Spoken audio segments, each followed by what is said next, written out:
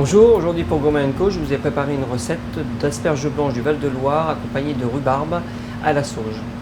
Je vous ai sélectionné des asperges du Val-de-Loire, donc là on est en début de saison du Val-de-Loire, on était jusqu'à présent dans l'asperge du sud-ouest, Marmande, toute cette région, et là on est sur les premières, et on est aussi sur les premières rhubarbes, donc l'association de produits de saison. Donc pour éplucher les asperges, on a cet outil qui est vraiment étudié pour les asperges, mieux que l'économe qu'on connaît, qui est classique. Et on peut éplucher sur toute la longueur, donc on peut aller assez vite.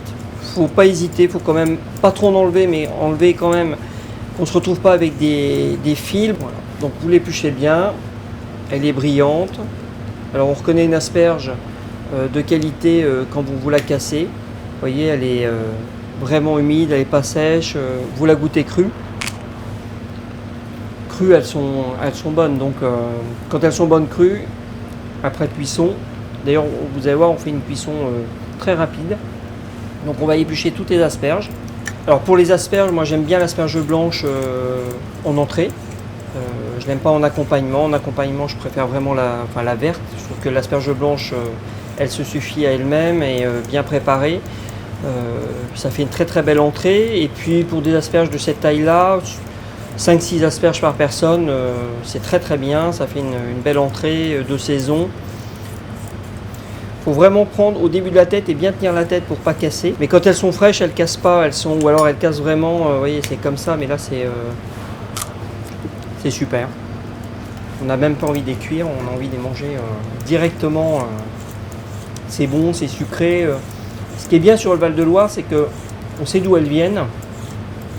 Et on est vraiment sur les bords, et donc l'hiver toute la Loire est restée hors de son lit, et là après on a les asperges qui se nourrissent de tout ce qui a été apporté par la Loire, et on a des asperges vraiment qui ont un petit goût sucré, qui n'ont pas d'amertume, très très peu, et ça c'est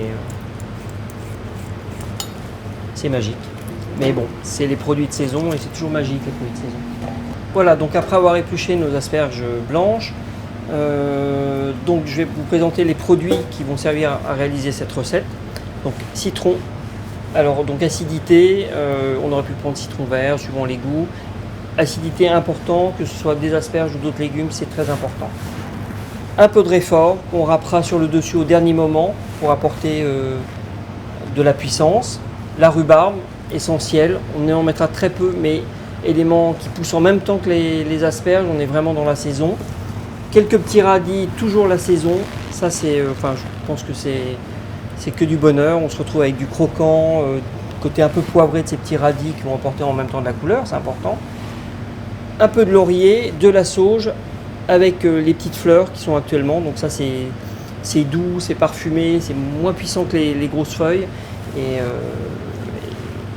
tout ça pour réaliser une bonne recette. Alors pour la rhubarbe, on va enlever cette partie-là, la partie la plus proche du pied, et on va ciseler comme ça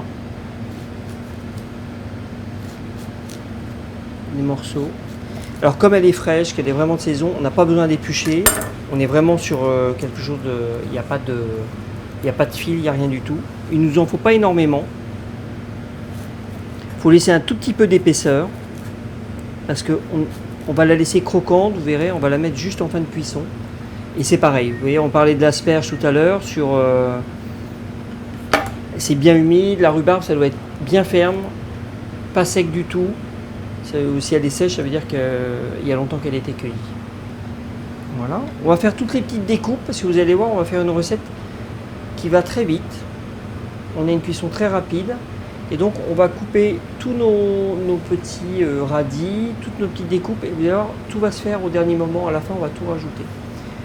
Donc on va prendre nos radis, alors, on va pas tout mettre parce que on a des radis de goûts différents, ils ont des couleurs différentes, mais ils ont des goûts différents.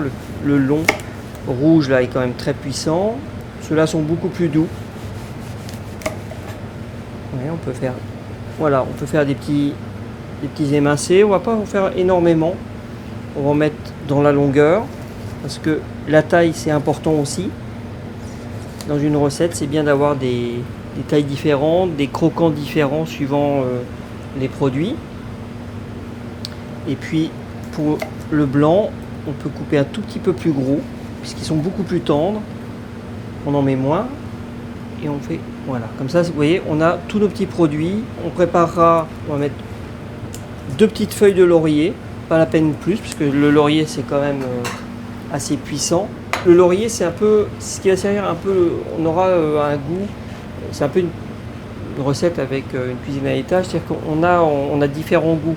Donc le but c'est d'avoir le goût de l'asperge, mais comme on aura le jus, on aura au fond de ce jus, on aura un petit goût de laurier qu'on mettra juste en début de cuisson, qu'on enlèvera pendant la cuisson, parce qu'après c'est trop fort. 2 petites feuilles suffisent. Moi je prends juste, parce que je suis gourmand et que je trouve que c'est trop bon, juste la fleur de la sauge avec ces 2-3 petites feuilles là. On mettra dedans et ça suffira pour notre recette. Citron. Donc le citron, on va couper une tranche comme ça. On va garder aussi. On va mettre là, parce qu'il va aller en début de cuisson. Et je recoupe mon citron. Parce qu'on va se servir. Alors on enlève les petits pépins. Voilà. Et on va se garder ce demi-citron et on va servir de ce jus pour cuire nos asperges. Voilà. Et puis comme je vous disais tout à l'heure dans la présentation des produits, le réfort. On en a là une belle boule, on en mettra très très peu.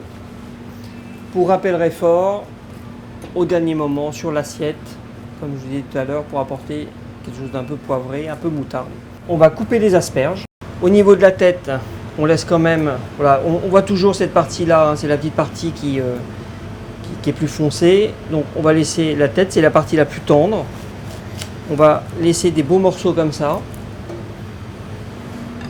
On va les couper. Et le reste, on va les couper un tout petit peu plus petit. Parce que c'est des asperges qu'on va manger avec fourchette, cuillère. On n'aura pas de couteau. On va pas s'embêter. Et on pourra en même temps, vous verrez quand on va manger l'assiette, manger le petit jus de cuisson et voilà. On met pas la queue parce que si elle a séché un petit peu, c'est toujours désagréable. On va garder, on va les réserver dans une assiette. Voilà. On continue. Donc on garde bien les têtes qui elles vont cuire plus vite. Donc c'est pour ça qu'on les garde un petit peu plus grosses. Alors pour la cuisson, on a un sautoir. Ce qui est bien pour ce genre de recette, c'est vraiment de prendre ce genre de sautoir le plus large possible. Il faut éviter de cuire en hauteur pour avoir la même cuisson. Vous allez voir quand je vais jeter, qu'on puisse répartir toutes les asperges directement sur le fond, qu'elles n'aient pas les unes sur les autres. Comme ça on est sûr d'avoir une cuisson homogène. Pour la cuisson, on fait chauffer le sautoir assez chaud. On va jeter une belle noisette de beurre. On prépare ses asperges. Voilà. Ça, c'est un moment où on doit aller assez vite. Donc, on va mettre le beurre, mettre les asperges. Ça va chauffer. On va rajouter un tout petit peu d'eau et on va couvrir. Donc, vous mettez votre beurre. Il va mousser. On va mettre les asperges. Comme je vous disais. Vous les remuez. Comme ça, elles sont toutes vraiment, elles touchent le fond, il n'y en a pas une sur les autres. On rajoute donc une petite rondelle de citron. La peau va apporter un tout petit peu d'amertume et ça c'est très très bon. Nos 2 feuilles de laurier, notre petite sauge. Regardez, ça c'est le beurre quand il mousse comme ça, c'est superbe. Là on rajoute du citron, on n'hésite pas. Ça a besoin de citron. On va mettre un tout petit peu d'eau. Mais vraiment une toute petite pointe de sel. Mais c'est vraiment apporter un tout petit peu. Et là, on va couvrir. Et on va couvrir à peu près pendant 2 minutes. Elles vont cuire à peu près 3 minutes les asperges, pas plus. Elles vont devenir, on va les servir légèrement croquantes. Donc il faut les cuire comme ça. Elles cuisent dans leur jus. Vous avez vu, il n'y a pas d'eau. Donc il n'y a pas de perdition. Les vitamines ne partent pas dans l'eau. On est vraiment que dans le goût du produit. On laisse cuire, ça n'empêche pas de regarder. Hein. Voilà. Vous voyez, de temps en temps, si vous sentez que il y a une évaporation, vous pouvez rajouter un petit peu d'eau. C'est frustrant parce qu'un produit qui cuit, c'est tellement beau à voir que là on le couvre. Alors là on va enlever l'assiette, on va vérifier, on ne doit pas être très loin du fin de cuisson, surtout qu'en fin de cuisson, vous allez voir, on va rajouter un peu de beurre, on va ce qu'on appelle embeurrer, c'est-à-dire qu'on va tourner pour qu'elle devienne, vous voyez là, on est bien. On va enlever, comme je vous l'ai dit, les 2 petites feuilles de laurier, c'est pas la peine de les laisser plus longtemps. Le petit jus sent bon, vous touchez, d'ailleurs on a toujours le droit de goûter quand même, ce qui nous permet de vérifier notre cuisson. Là on n'est pas très loin du fin de cuisson. Je vais rajouter maintenant un petit peu de sel, un petit peu de poivre. Vous allez voir, on va mettre une jolie noisette de beurre. Et maintenant c'est un geste qui est important, c'est maintenant. C'est-à-dire que voilà, vous voyez, là on a le peu de jus d'eau qui nous reste avec le beurre. On va faire une liaison comme ça. Voilà. J'ai laissé ma petite sauge parce que ça va être super bon dans l'assiette. C'est toujours agréable de mordre comme ça dans la sauge. Et là, on est vraiment, voilà, vous voyez, le beurre, il s'est lié avec le petit jus citronné. Moi, j'aime bien rajouter un tout petit peu de citron, quelques gouttes, parce que le premier citron s'est un peu évaporé. Là, on est bien. Là, on rajoute, vous voyez, vraiment au dernier moment, notre rhubarbe. Donc elle ne va pas cuire, elle va juste chauffer, on va l'avoir en bouche quand on va croquer dans notre assiette. On va, vous voyez, là, elle chauffe, elle ne va pas bouger, elle ne va pas se dénaturer, elle ne va pas devenir toute molle comme on a l'habitude de voir la rhubarbe. Nos petits radis, on va les garder crus. Donc c'est là vraiment la fin de cuisson, là on a fini. Et on va dresser notre assiette. Voilà. Donc ça c'est super, vous voyez. Nos asperges, elles sont liées avec le beurre. Vous prenez les queues d'asperges que vous mettez en dessous. Regardez les petits radis comme ça, on peut en mettre un sur le bord. Les têtes, on les met sur le dessus. Voilà. Vous récupérez la rhubarbe, les petits radis. Les petits radis, vous les disposez comme ça. Moi j'adore le citron, donc vraiment c'est important. Ça, il ne faut pas l'oublier. La petite sauge, elle va là, elle est bonne. Un tout petit peu de fleur de sel, un petit peu de poivre. Et là on va râper comme je vous l'ai dit tout à l'heure. On va râper juste, voilà, l'assiette est finie. On va râper comme ça. Voilà, on fait ça. Et là il y a un petit côté moutarde qui rappelle un peu l'enfance quand on a mangé des asperges avec ces sauces mousseline moutardées de la grand-mère. Voilà, ça c'était super. Et ben là c'est différent, mais ça apporte de la puissance au plat. Moi j'adore ça, j'en mets. Voilà. Une recette quand même très rapide, parce qu'on a mis 4 à 5 minutes pour préparer, le temps d'éplucher, il faut bien éplucher, qu'il n'y ait pas de fil. On n'est que dans le produit de saison. Le radis, la rhubarbe, l'asperge, la fleur de sauge, on ne peut pas faire plus. Donc quand déjà vous réunissez tous ces éléments de saison, ils sont au maximum de leur goût. Donc ça c'est super, vous savez d'où ils viennent. Là on est dans le Val-de-Loire, tout vient de là. Et vous avez vu, on parle de 3 minutes de cuisson.